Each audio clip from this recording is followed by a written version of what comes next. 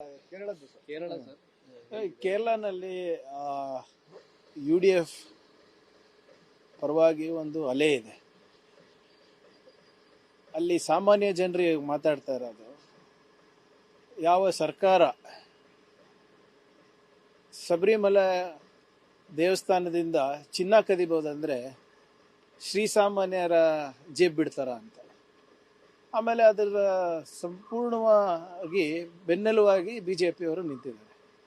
ಅಲ್ಲಿನ ಮುಖ್ಯಮಂತ್ರಿಗಳು ಪ್ರಧಾನಮಂತ್ರಿ ಬಗ್ಗೆ ಮಾತಾಡಲ್ಲ, ಪ್ರಧಾನಮಂತ್ರಿಯವರು ಮುಖ್ಯಮಂತ್ರಿಗಳ ಬಗ್ಗೆ ಮಾತಾಡಲ್ಲ. ಇದೇ ಪ್ರಕರಣಗಳು ಬೇರೆ ಕಡೆ ಆಗ್ಬಿಟ್ಟಿದ್ದಿದ್ರೆ ಇಷ್ಟೊತ್ತಿಗೆ IT, ED, ಹಿಂದೂ ಖತ್ರೆ ಮೆಹೆ ಅಂತೆಲ್ಲ ಬಂದ್ಬಿಡ್ತಾ ಇತ್ತು. ಆದರೆ ಇಲ್ಲಿ ಅವರಿಬ್ರು ಜೊತೆಗೆ ಸೇರ್ಕೊಂಡಿದ್ದಾರೆ. ಅದೇ ಜನ ಬೇಸತ್ತಿದ್ದಾರೆ. ಅಲ್ಲಿ ಯುವಕರು ಏನು ಭರವಸೆ ನೀಡಿದ್ರು ಅದಕ್ಕೂ ಕೂಡ ಯಾವುದೂ ಈಡೇರಿಲ್ಲ. ಆರ್ಥಿಕವಾಗಿ ಕೂಡ ಕೇರಳ ಅವರು ಹಿಂದೋಗಿದ್ದಾರೆ ಅಂತ ಜನರಲ್ಲಿ ಮಾತನಾಡಿತಾ ಇದೆ. ಸೊ ಖಂಡಿತವಾಗಿ ಈ ಸರಿ ಕಾಂಗ್ರೆಸ್ ಹೇಗೆ ಅವರು ಮತ ನೀಡ್ತಾರೆ ಅಂತ ನನಗೆ ಸಂಪೂರ್ಣವಾದಂಥ ಭರವಸೆ ಇದೆ. ಸರ್, AICC ಅಧ್ಯಕ್ಷರ ಬಗ್ಗೆ ಹೇಮಂತ್ ಸರ್ಮಾ ಬಿಸ್ವಾ ಅವರು ವಯಸ್ಸಾಗಿದೆ, ತಲೆ ಕಟ್ಟಿದೆ ಅಂತೆಲ್ಲ ನೋಡಿ, ಪಾಪ ಏನಾಗ್ಬಿಟ್ಟಿದೆ ಅಂದರೆ ಹೇಮಂತ್ ಶರ್ಮಾ ಬಿಸ್ವಾಸ್ ಅವರಿಗೆ ಹತಾಶರಾಗ್ಬಿಟ್ಟಿದ್ದಾರೆ. ಅವರು ಖರ್ಗೆ ಸಾಹೇಬರು 50 ವರ್ಷ ಆಗಿದೆ ಸುದೀರ್ಘ ರಾಜಕಾರಣ ಮಾಡ್ಕೊಂಡು. ಪ್ರಧಾನಮಂತ್ರಿ ಮೋದಿಗಾಗಿರ್ಬೋದು, BJP ಅವರಾಗಿರ್ಬೋದು, ಅವರು ಕೇಳ್ತಿರುವ ಪ್ರಶ್ನೆಗಳಿಗೆ ಉತ್ತರ ಇಲ್ಲ ಪಾರ್ಲಿಮೆಂಟ್ನಲ್ಲಿ ಅಥವಾ ಹೊರಗಡೆ. ಆಮೇಲೆ ಈ ಸೆನ್ಸ್ ಆಫ್ ಕಾಸ್ಟ್ ಪ್ರಿವಿಲೇಜ್ ಇದೆ ಅಲ್ಲ ಅವರಿಗೆ, ಅದು ಅವ್ರ ತಲೆಯಲ್ಲಿ ಕೂತ್ಬಿಟ್ಟಿದೆ. RSS ಟ್ರೈನಿಂಗ್ ಅಲ್ಲ ಇತ್ತೀಚೆಗೆ. ಅವರಿಗೆ ಮುಂಚೆ ಕಾಂಗ್ರೆಸ್ನಲ್ಲಿದ್ದಾಗ ಪರವಾಗಿರಲಿಲ್ಲ. RSS ಟ್ರೈನಿಂಗ್ ಆದಮೇಲೆ ಇದು ಅವರಿಗೆ ಭಾಳ ತಲೆನಲ್ಲಿ ಕೂತಂಗಿದೆ. ಅವ್ರದ್ದು ಯಾವ ಕಮ್ಯುನಿಟಿ ಹೇಳಿ? ಹೇಮಂತ್ ಶರ್ಮಾ ಬಿಸ್ವಾಸ್ ಅವ್ರದ್ದು ಯಾವುದು? ಬ್ರಾಹ್ಮಣರಲ್ವಾ? ಹೇಳಿದ್ರು ನಡೀತದೆ. ಯಾರು ದಲಿತರ ಬಗ್ಗೆ ಇರ್ಬೋದು, ದಲಿತರ ನಾಯಕರ ಬಗ್ಗೆ ಇರ್ಬೋದು, ಏನೇನು ಹೇಳಿದ್ರು ನಡೀತದೆ. RSS ಅವರು ಅದೇ ಹೇಳ್ಕೊಡೋದಲ್ಲ. ಆ ಚತುರ್ವರ್ಣ ಆಲೋಚನೆಯಿಂದ ಇವರಿಗೆ ಹೊರಗೆ ಬರಲಿಕ್ಕೆ ಆಗಲ್ಲ. ಯಾರೇ ಏನೇ ಪ್ರಶ್ನೆ ಕೇಳಿದ್ರು ಅದು ಒಂದು ತಂದು ಇಟ್ಟಿರ್ತಾರೆ. ಹೇಳ್ಬೋದಪ್ಪ, ಅವ್ರದ್ದು ಅವ್ರದ್ದು ಭಾಳ ಪ್ರಬುದ್ಧ ಸಮಾಜ ಇದೆ, ಜಾಗೃತ ಸಮಾಜ ಇದೆ. ಬೇರೆ ಸಮಾಜದವ್ರಿಗೆ ಹಿಂಗೆ ಮಾತಾಡ್ಬೋದು ಅನಿಸುತ್ತೆ. ಪ್ರಧಾನಮಂತ್ರಿ ಮೋದಿ ಅವ್ರು ಏನು ಹೇಳ್ತಾರೆ ಇದ್ರ ಬಗ್ಗೆ, ಅದು ಇಂಪಾರ್ಟೆಂಟ್ ಅಲ್ಲ? ಸಮರ್ಥನೆ ಮಾಡ್ಕೋತಾರ? ಒಬ್ಬ ರಾಜ್ಯಸಭಾದ ವಿರೋಧ ಪಕ್ಷದ ನಾಯಕರ ಬಗ್ಗೆ ಅವರ ಮುಖ್ಯಮಂತ್ರಿಗಳು ಹಿಂಗೆ ಮಾತಾಡ್ತಾ ಇದ್ದಾರೆ ಅಂದರೆ ಅವರು ಒಪ್ತಾರೆ ಅಂತ ಅರ್ಥ ಅಲ್ವಾ? ಸರ್, BJP ಅವರು ಚುನಾವಣಾ ಆಯೋಗಕ್ಕೂ ದೂರು ಕೊಟ್ಟಿದ್ದಾರೆ RSS ವಿರುದ್ಧ ಸ್ಟೇಟ್ಮೆಂಟ್ ವಿಚಾರದಲ್ಲಿ. ಇವತ್ತು ಪ್ರತಿಭಟನೆ ಕೂಡ ಮಾಡಲಿ. ಈಗ ಅವ್ರ ಸ್ವಾಮಿ ನಿಷ್ಠೆ ತೋರಿಸ್ಲೇಬೇಕಲ್ಲ. ಏನಂತ ಹೇಳಿದ್ದಾರೆ ಇವರೇ? ಯಾವ ವಿಷಭರಿತ ಸರ್ಪ ಎಲ್ಲಾದ್ರೂ ನೋಡಿದ್ರೆ ತಾವು ಅದಕ್ಕೆ ಏನು ಮಾಡಬೇಕು ಮಾಡಿ ಅಂತ ಹೇಳಿದ್ದಾರೆ. ಈಗ ಸರ್ಪ ನೋಡಿದಾಗ, ವಿಷಭರಿತ ಸರ್ಪ ಇದ್ದಾಗ ನೀವು ಅದಕ್ಕೆ ಪಾಲನೆ ಮಾಡ್ತೀರಾ? ಹಾಲು ಕುಡಿಸ್ತೀರಾ? ಏನು ಓಡಿಸ್ತೀರಾ ಅದಕ್ಕೆ? ಈಗ ನಮ್ಮ ಸಮಾಜದಲ್ಲಿ ಈ ವಿಷವನ್ನು, ಕೋಮುದ ವಿಷಯವನ್ನು ಬಿಚ್ತಾ ಇರೋದು ಯಾರು? ಯಾಕೆ? ಅಂಥ ಸಿದ್ಧಾಂತಗಳು, ಅಂಥ ತತ್ವಗಳನ್ನು ನಾವು ಉಳಿಸ್ಬೇಕಾ, ಬೆಳೆಸ್ಬೇಕಾ? ಸೊ ಅದನ್ನೇ ಹೇಳ್ತಾ ಇರೋದು. ಇವಾಗಿಂದ ಅಲ್ಲ, ಮುಂಚೆಯಿಂದನೂ ಹೇಳ್ತಾ ಇದ್ದೀವಲ್ಲ. ಈ ಸಿದ್ಧಾಂತ, ಈ ತತ್ವ ಏನಿದೆ RSSದು, ನಮ್ಮ ದೇಶದ ಪ್ರಗತಿಗೆ, ಸಮಾಜಗಳ ಏಳಿಗೆಗಾಗಿ ಸರಿ ಇಲ್ಲ. ಆ ದೃಷ್ಟಿಕೋನದಲ್ಲಿ ಸಂವಿಧಾನಕ್ಕೂ ಜಾಗ ಇಲ್ಲ. ಅಲ್ಪಸಂಖ್ಯಾತರು ಇರ್ಬೋದು, ಹಿಂದುಳಿದ ವರ್ಗದವ್ರು ಇರ್ಬೋದು, ದಲಿತರು ಇರ್ಬೋದು, ಆದಿವಾಸಿಗಳು, ಇವ್ರು ಯಾರಿಗೂ ಕೂಡ, ಮಹಿಳೆಯರಿಗೂ ಕೂಡ ಜಾಗ ಇಲ್ಲ ಆ ತತ್ವ ಸಿದ್ಧಾಂತದಲ್ಲಿ. ಅವರು ಮನುಸ್ಮೃತಿ ನಂಬ್ತಾರ್ರಿ, ನಾವು ಸಂವಿಧಾನದಲ್ಲಿ ನಂಬ್ತೀವಿ. ಮನುಸ್ಮೃತಿ ತತ್ವ ಬೇಕಾ ನಿಮಗೆ? ಸಂವಿಧಾನ ತತ್ವ ಬೇಕಾ ನಿಮಗೆ? ಅದು ಅವ್ರು ತಿಳ್ಕೊಬೇಕಲ್ಲ. ಆಮೇಲೆ BJP ಅವ್ರು ಯಾಕೆ RSS ಬಗ್ಗೆ ಇಷ್ಟು ಪ್ರತಿಪಾದನೆ ಮಾಡ್ತಾ ಇದ್ದಾರೆ? RSS ಮೋಹನ್ ಭಾಗವತ್ ಅವರೇ ಹೇಳಿದಾರಲ್ಲ, BJP ಅವ್ರು ನಮ್ಗೆ ಅವಶ್ಯಕತೆ ಇಲ್ಲ, ನಾವು ಸಮರ್ಥನೆ ಮಾಡ್ಕೋತೀವಿ ಅಂತ. ಮಾಡ್ಕೊಳ್ಳಿ ಬಂದು. ಅವರು ಮೊದಲ ಬಾರಿಗೆ RSS ಒಂದು ಕಂಪ್ಲೇಂಟ್ ಕೊಟ್ಟಿದೆ ಸರ್ ಇದೇ ವಿಚಾರ. RSS ಹೆಂಗ್ ಕೊಡೋಕ್ಕಾಗುತ್ತೆ? RSS ಹೆಂಗ್ ಕೊಡೋಕ್ಕಾಗ? ಯಾವ ಲೆಟರ್ ಹೆಡ್ನಲ್ಲಿ ಕೊಟ್ಟಿದ್ದಾರೆ? ಒಂದು ಕಂಪ್ಲೇಂಟ್ ಇಂಡಿವಿಜುವಲ್ ಆಗಿ ಕೊಡಲಿ. RSS ಅವರೇ ಕೊಟ್ಟಿದ್ದಾರೆ ಅಂದರೆ ನನಗೆ ಗೊತ್ತಿಲ್ಲ, ತೋರಿಸ್ಲಿ ಅವ್ರು. ಯಾಕಂದರೆ ಅವರೇ ಹೇಳಿದಾರಲ್ಲ, ಅನ್ರಿಜಿಸ್ಟರ್ಡ್ ಇದ್ದಾರಂತ. ಸೊ ನಾನು ವೈಯಕ್ತಿಕವಾಗಿ ಕೊಟ್ಟಿದ್ರೆ ಪರವಾಗಿ. ನನ್ನ ಮೇಲೆ ಕೇಸ್ ನಡೀತಾ ಇದೆ ಅಲ್ಲ, ನನ್ನ ಮೇಲೆ ನಡೀತಾ ಇದೆ, ದಿನೇಶ್ ಗುಂಡೂರಾವ್ ಅವ್ರ ಮೇಲೆ ನಡೀತಾ ಇದೆ. ಒಂದು ಕಡೆ ಇವ್ರು ಹೇಳ್ತಾರೆ ನಾವು ರಿಜಿಸ್ಟ್ರೇಷನ್ ಅವಶ್ಯಕತೆ ಇಲ್ಲ ನಮ್ಗೆ ಅಂತ ಹೇಳ್ತಾರೆ. ಇನ್ನೊಂದು ಕಡೆ ನಮಗೆ ಈ ಸಂಸ್ಥೆಗೆ ಅವಮಾನ ಆಗಿದೆ ಅಂತ ಹೇಳ್ತಾರೆ. ಈ ಅಸ್ತಿತ್ವದಲ್ಲಿ ಇದೆಯಾ ಇಲ್ವಾ ಈ ಆರ್ಗನೈಸೇಷನ್ನು? ಅದು ಅದು ಪ್ರಶ್ನೆ ಕೇಳ್ತಾ ಇರೋದಲ್ಲ ನಾವು. ಅಸ್ತಿತ್ವದಲ್ಲಿ ಇದ್ರೆ ಎಲ್ಲಿದೆ, ಹೇಗಿದೆ, ನಿಮ್ಮ ರಿಜಿಸ್ಟರ್ಡ್ ಆಫೀಸ್ ಎಲ್ಲಿದೆ? ನೀವು ಮುಖ್ಯಸ್ಥರಿದ್ದಾರೆ ಆದರೆ ಆಫೀಸ್ ಏನೂ ಇಲ್ಲ. ಮುಖ್ಯಸ್ಥರಿದ್ದಾರೆ ಆದರೆ ನಿಮಗೆ ಯಾವುದೇ ರೀತಿಯಾದಂಥ ಇನ್ಕಮ್ ಟ್ಯಾಕ್ಸ್ ಇಲ್ಲ. ಈ ಆರ್ಗನೈಸೇಷನಿಗೆ ಮುಖ್ಯಸ್ಥರಿದ್ದಾರೆ, ಅಲ್ಲಿ ಖರ್ಚು ವೆಚ್ಚ ಇದೆ, ಆದರೆ ಇನ್ಕಮ್ ಟ್ಯಾಕ್ಸ್ ಕಟ್ಟಲ್ಲ. ಇದೆಂಥ ದೇಶ ಪ್ರೇಮಪ್ಪ, ಇದೆಂಥ ದೇಶಭಕ್ತಿ? ಅಂದರೆ ತೆರಿಗೆ ವಂಚನೆ ಮಾಡೋದು ದೇಶಭಕ್ತಿನ? ಈಗ ಎಲ್ಲರೂ ಮಾಡಕ್ಕೆ ಸ್ಟಾರ್ಟ್ ಮಾಡ್ತಾರೆ. ಮತ್ತೆ ಸರ್, ವಿಷ ಸರ್ಪನ ಹಿಡಿದು ಕಾಡಿಗೆ ಓಡಿಸಿ ಅನ್ನೋದು ಮಾತ್ರ ಅರ್ಥ ಆಗಿತ್ತ? ವಿಷ ಸರ್ಪನ ಏನು ಮಾಡ್ತೀರಾ ಸರ್ ನೀವೇ ಹೇಳಿ? ಯಾವುದು ಸ್ನೇಕ್ ಶಾಮಿಗೆ ಕರೆಸ್ತೀರಾ? ಅವರೆಲ್ಲ ಹೋಗಿ ಕಾಡಿಗೆ ಬಿಡ್ತಾರೆ ತಾನೆ. ಅಕಸ್ಮಾತ್ ಸ್ನೇಕ್ ಶಾಮ್ ಅವ್ರು ಸಿಕ್ಕಿಲ್ಲ, ಅವಾಗ ಏನು ಮಾಡ್ತೀರಾ?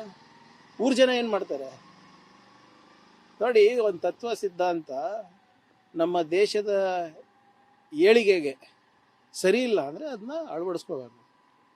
ಸರ್, ಈಗ ಕದನ ವಿರಾಮ ಅಂತಿದ್ದಾರೆ. ಒಂದು ಗ್ಯಾಸ್ಗಳ ಅಭಾವ ಆಯಿತು, ಅದನ್ನು ಸರಿಯಾಗಿ ನಿರ್ವಹಣೆ ಮಾಡಲಿಲ್ಲ ಅನ್ನೋದು ಆಟೋ ಚಾಲಕರು ಬೀದಿಗೆ ಬಂದು ಒಂದಷ್ಟು ಹೋರಾಟಗಳನ್ನು ಮಾಡ್ತಾ ಇದ್ದಾರೆ. ಸರ್, ಆಟೋ ಚಾಲಕರು ಇರ್ಬೋದು, ಸಾಮಾನ್ಯ ಜನರು ಇರ್ಬೋದು, ನಿಮ್ಮ ಸಣ್ಣ ಪುಟ್ಟ ಕಾರ್ಖಾನೆಗಳಿರ್ಬೋದು, ಇವತ್ತು ಆತಂಕದಲ್ಲಿದ್ದಾರೆ ಅಂದರೆ ಯಾರು ಕಾರಣ ಇದಕ್ಕೆ? ಕೇಂದ್ರ ಸರ್ಕಾರ ತಾನೆ. ರಾಜ್ಯ ಸರ್ಕಾರ ಉತ್ಪಾದನೆ ಮಾಡುತ್ತಾ? ಅನಿಲ ಉತ್ಪಾದನೆ ಮಾಡ್ತದ? ಪೆಟ್ರೋಲಿಯಂ ಪ್ರಾಡಕ್ಟ್ಸ್ ಉತ್ಪಾದನೆ ಮಾಡ್ತದ? ಡಿಸ್ಟ್ರಿಬ್ಯೂಟ್ ಮಾಡ್ತದ? ಇಲ್ಲ. ಕೇಂದ್ರ ಸರ್ಕಾರದ ನಿಯಂತ್ರಣದಲ್ಲಿ ಎಲ್ಲ ಇರೋದು. ಇವರು 75 ದಿನ ಇದೆ, 100 ದಿನ ಇದೆ ಅಂತ ಸ್ಟೇಟ್ಮೆಂಟ್ ಕೊಟ್ರಲ್ಲ ಪಾರ್ಲಿಮೆಂಟ್ನಲ್ಲಿ. ಹರ್ದೀಪ್ ಸಿಂಗ್ ಪುರಿ ಅವರು ಎಲ್ಲಿ ಓಡೋಗಿದ್ದಾರೆ ಸ್ವಾಮಿ ಅವರು ಇವಾಗ? ಮತ್ತೆ ಎಸೆನ್ಷಿಯಲ್ ಸರ್ವಿಸಸ್ ಮೇಂಟೆನೆನ್ಸ್ ಆಕ್ಟ್ ಅಂತ ಯಾಕೆ ಜಾರಿ ಮಾಡಿದ್ರು? ಎಸೆನ್ಷಿಯಲ್ ಕಮಾಡಿಟೀಸ್ ಆಕ್ಟ್ ಅಂತ ಯಾಕೆ ಜಾರಿ ಮಾಡಿದ್ರು? ಇವ್ರ ಪ್ರಕಾರ ಎಲ್ಲಾನು ಸರಿ ಇದೆ ಅಂತ ಹೇಳ್ತಾ ಇದ್ರು. ಮತ್ತೆ ಏಕಾಏಕಿ ಮೋದಿ ಅವರು ಬಂದ್ಬಿಟ್ಟು ಇದೆಲ್ಲ ಆಕ್ಟ್ಗಳನ್ನ ಜಾರಿ ಮಾಡಿಬಿಟ್ಟು, ಇಲ್ಲ ನಾವು ಕರೋನಾ ಹೇಗೆ ನಿರ್ವಹಣೆ ಮಾಡಿದೀವಿ ಆ ಥರ ನಾವು ಯುದ್ಧದ ಮಾದರಿನಲ್ಲಿ ನಾವು ಎಲ್ಲ ಒಗ್ಗಟ್ಟಾಗಿ ನಾವು ಮಾಡೋಣ ಅಂತ ಏನಕ್ಕೆ ಹೇಳ್ತಾ ಇರೋದು? ಈ ದೇಶಕ್ಕೆ ಯಾಕೆ ಸುಳ್ಳು ಹೇಳಿ ತಪ್ಪು ದಾರಿನಲ್ಲಿ ಹೇಳಿದ್ರು? ಸಬ್ ಚಂಗಾಸಿ, ಎಲ್ಲ ಚೆನ್ನಾಗಿದೆ ಅಂತ ಹೇಳ್ಬಿಟ್ಟು ಈ ಆ್ಯಕ್ಟ್ಗಳೆಲ್ಲ ಜಾರಿ ಮಾಡಿದ್ರಲ್ಲ ಯಾಕೆ? ಇವತ್ತು ಯಾರು ಕಾರಣ? ಇವತ್ತು ಆಟೋ ಚಾಲಕರಿಗೆ ಇರ್ಬೋದು, ಹೋಟೆಲ್ ಮಾಲೀಕರಿಗೆ ಇರ್ಬೋದು, ಸಣ್ಣ ಪುಟ್ಟ ಕಾರ್ಖಾನೆಗಳಿರ್ಬೋದು, ಗಿಗ್ ವರ್ಕರ್ಸ್ ಇರ್ಬೋದು, ಮನೆ ನಡೆಸ್ಲಿಕ್ಕೆ ಕಷ್ಟ ಆಗ್ತಾ ಇದೆ ಸರ್. ಈಗ ನೋಡಿ, ಸೂರತ್ ಇರ್ಬೋದು, ಡೆಲ್ಲಿ ಇರ್ಬೋದು, ಎಲ್ಲರೂ ಜನರು ವಾಪಸ್ ಅವ್ರ ಊರಿಗೆ ಹೊರಟಿದ್ದಾರೆ, ಎಲ್ಲೂ ಕೆಲಸ ಇಲ್ಲ ಅಂತ. ಗುಜರಾತ್ನ ಮೋರ್ಬಿನಲ್ಲಿ ಫ್ಯಾಕ್ಟ್ರಿಗಳು ನಿಂತೋಗ್ಬಿಟ್ಟಿದೆ ಇವತ್ತು. ಟೈಲ್ಸ್ ಫ್ಯಾಕ್ಟ್ರಿ ಇರ್ಬೋದು, ಬೇರೆ ಬೇರೆ ಫ್ಯಾಕ್ಟ್ರಿಗಳಿರ್ಬೋದು. ಪೀಣ್ಯ ಹೋಗಿ, ಗುಜರಾತ್ ಬಿಟ್ಬಿಡಿ, ಪೀಣ್ಯನಲ್ಲಿ ಹೋಗಿ ನೋಡ್ಕೊಂಡು ಬನ್ನಿ ಏನಂತ ಇದಾರೆ ಅಂತ. ಇದಕ್ಕೆ ಕಾರಣ ಯಾರು? ರಾಜ್ಯ ಸರ್ಕಾರನ? ಕೇಂದ್ರ ಸರ್ಕಾರದ ಏನು ಜವಾಬ್ದಾರಿನೇ ಇಲ್ವಾ? ಸರ್, ಇನ್ನೊಂದು ಇಂಪಾರ್ಟೆಂಟ್ ಸರ್, ಈ ವಿಬಿಜಿ ರಾಮ್ಜಿನ ಇನ್ನೂ ಅನುಷ್ಠಾನಕ್ಕೆ ತಂದಿಲ್ಲ. ಎಲ್ಲ ಈಗ ನೀವೇ ಹೇಳಿ ಸರ್, ಇವೆಲ್ಲ ನೀವು ಪ್ರಶ್ನೆ ಕೇಳ್ತಾ ಇದ್ದೀರಲ್ಲ, ಈಗ ಉತ್ತರ ನನ್ನ ಹತ್ರ ಇದೆಯಾ ಕೇಂದ್ರ ಸರ್ಕಾರ ಹತ್ರ ಇದೆಯಾ? ಇದು ಒಳ್ಳೆ ಕಥೆ ಆಯ್ತು. ನಮ್ಮ ತಪ್ಪಿಗೂ ನಾವೇ ಸಮರ್ಥನೆ ಮಾಡ್ಕೋಬೇಕು, ಅವ್ರ ತಪ್ಪಿಗೂ ನಾನೇ ಸಮರ್ಥನೆ ಮಾಡ್ಕೋಬೇಕು. ಅದೇಗೆ? ಈಗ ನಾವಂತೂ ಬಡ್ಕೊಂತ ಇದೀವಲ್ಲ 3 ತಿಂಗಳಿಂದ. ಏನ್ ಮಾಡ್ತಾ ಇದ್ದೀರಪ್ಪ? ವಿಬಿ ಗ್ರಾಮ್ಜಿ ಆಯ್ತು, ನೀವು ತರ್ತಾ ಇದ್ದೀರಲ್ಲ, ಇದಕ್ಕೆ ರೂಲ್ಸ್ ಏನು? ನಾರ್ಮೇಟಿವ್ ಅಲೋಕೇಶನ್ ಅಂದ್ರೆ ಏನು? ಯಾವ ಪಂಚಾಯತ್ ಅಲೋಕೇಟ್ ಮಾಡ್ತೀರಾ? ಸೆಲೆಕ್ಟ್ ಯಾವ್ದು ಮಾಡ್ತೀರಾ? ಹೇಗ್ ನಿರ್ವಹಿಸ್ತೀರಾ? ಒಂದು ರೂಲ್ ಆಗಿಲ್ಲ ಅಲ್ಲ ಸರ್, ಒಂದು ರೂಲ್ ಆಗಿಲ್ಲ ಇನ್ನ. ಈ ವರ್ಷ ಯಾರಿಗ್ ಗೊತ್ತು? ನಾವು ಕೇಳ್ತಾನೆ ಇದೀವಲ್ಲ. ಈಗ ಏಪ್ರಿಲ್ ತನಕ ನಾವು ಎಕ್ಸ್ಟೆಂಡ್ ಮಾಡಿದೀವಿ ಅಂತ ಹೇಳ್ತಾರೆ. ಈಗ ಏಪ್ರಿಲ್ ಅರ್ಧ ಮುಗ್ದೋಗಿದೆ ಆಲ್ಮೋಸ್ಟ್. ಇವತ್ತು 9ನೇ ತಾರೀಕು. ಇನ್ನೇನು ಒಂದು 15-20 ದಿನದಲ್ಲಿ ಇದನ್ನೇ ಈ ತಿಂಗಳೇ ಮುಗ್ದೋಗುತ್ತೆ. ಒಂದು ರೂಲನ್ನು ಹೇಳ್ಬೇಕಲ್ಲ ರಾಜ್ಯಕ್ಕೆ, ಗಳಿಗೆ ಸಂದೇಶ ಕೊಡ್ಬೇಕಲ್ಲ. ನಾವು ಹಿಂಗೆ ಮಾಡ್ತಾ ಇದ್ದೀವಿ, ಈ ಕಾನೂನು ಅಡಿನಲ್ಲಿ ಮಾಡ್ತಾ ಇದ್ದೀವಿ, ಹೀಗೆ ಪೇಮೆಂಟ್ ಹೋಗುತ್ತೆ, ಹೀಗೆ ಪಂಚಾಯತಿಗೆ ದುಡ್ಡು ಬರುತ್ತೆ, ಇಂಥ ಕಾಮಗಾರಿಗಳು ತಗೋಬಹುದು. ಬರೀ ಒಂದು ಬಿಲ್ ಮಾಡಿಬಿಟ್ಟು ರಾಮನ ಹೆಸರಲ್ಲಿ ನಾವು ರಾಮರಾಜ್ಯ ತರ್ತಾ ಇದ್ದೀವಿ ಅಂದ ತಕ್ಷಣ ಮುಗೀತಾ? ಎಲ್ಲಿ ಜನರಿಗೆ ಏನು ಕ್ಲಾರಿಟಿ ಇದೆ ಹೇಳಿ? ಜನರಿಗೆ ಕ್ಲಾರಿಟಿ ಇಲ್ಲ. ಅದೇ ಅಲ್ಲಿ ಕೇಂದ್ರ ಸರ್ಕಾರದ ಅಧಿಕಾರಿಗಳಿಗೆ ಕ್ಲಾರಿಟಿ ಇಲ್ಲ, ಕೇಂದ್ರದ ಮಂತ್ರಿಗಳಿಗೂ ಕ್ಲಾರಿಟಿ ಇಲ್ಲ ಇದ್ರ ಬಗ್ಗೆ. ಜನರಿಗೆ ಬಿಟ್ಬಿಡಿ. ಬೇಸಿಗೆ ಬರ್ತಾ ಇದೆ ಸರ್, ಕುಡಿಯೋ ನೀರಿನ ಸಮಸ್ಯೆಗಳು. ಇವಾಗ ಒಂದು ಮೀಟಿಂಗ್ ಇದೆ. ಈಗಾಗಲೇ ನಾವು ಬಹಳ ಸ್ಪಷ್ಟವಾಗಿ ಸ್ಟ್ಯಾಂಡರ್ಡ್ ಆಪರೇಟಿಂಗ್ ಪ್ರೊಸೀಜರ್ಸ್ ಅನ್ನ ನಾವು ಕೊಟ್ಟಿದ್ದೇವೆ. ಎಲ್ಲಿ ಮೊದಲನೇದಾಗಿ ಆದ್ಯತೆ ಇರೋದು ಡೀಪ್ ರಿಂಗು ಫ್ಲಶಿಂಗ್ ಮಾಡಬೇಕು ಅಂತ ಬೋರ್ವೆಲ್ಸ್ದು. ಅದಾದ್ಮೇಲೆ ಪ್ರೈವೇಟ್ ಬೋರ್ವೆಲ್ ಕೂಡ ಹೈರ್ ಮಾಡ್ಲಿಕ್ಕೆ ಅವಕಾಶ ಕೊಟ್ಟಿದ್ದೀವಿ. ಮತ್ತೆ ಟ್ಯಾಂಕರ್ಸ್ ಏನೋ ಅಳವಡಿಸಕ್ಕೆ ಅವ್ರಿಗೆ ಕೂಡ ಹೈರಿಂಗ್ ರೆಂಟಲ್ ತೊಗೊಳಕ್ಕೆ ಕೂಡ ಅವಕಾಶ ಮಾಡಿಕೊಟ್ಟಿದ್ದೀವಿ. ಅನಿವಾರ್ಯ ಪರಿಸ್ಥಿತಿನಲ್ಲಿ ಬೋರ್ವೆಲ್ ಡ್ರಿಲ್ ಮಾಡಬೇಕಾದ್ರೆ ಮಾಡ್ಬೋದು. ಟಾಸ್ಕ್ ಫೋರ್ಸ್ಗಳ ರಚನೆ ಆಗಿದೆ, ಅದಕ್ಕೆ ಶಾಸಕರೇ ಅದಕ್ಕೆ ಉಸ್ತುವಾರಿ ಇರ್ತಾರೆ.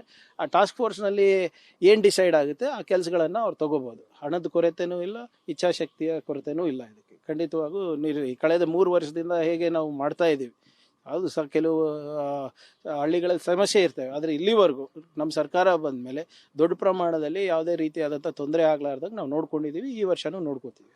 Thank you. ಪರಮೇಶ್ವರ್ ಅವರು ಸಿದ್ದರಾಮಯ್ಯನವರೇ ಮುಂದಿನ 2 ವರ್ಷ ಮುಂದುವರಿತಾರೆ ನೋಡಿ, ಮತ್ತೆ ಈಗ 9ನೇ ತಾರೀಕು ತನಕನೂ ಕಾದಿಲ್ಲಲ್ರಿ ನೀವು. ನಮ್ಮ ಮಾಧ್ಯಮ ಸ್ನೇಹಿತರು ಹೆಂಗಿದೀರಾ ಅಂದ್ರೆ, ನೀವು ಕೇಳಿರ್ತೀರಾ, ಸಾಹೇಬ್ರು ಹೇಳಿರ್ತಾರೆ.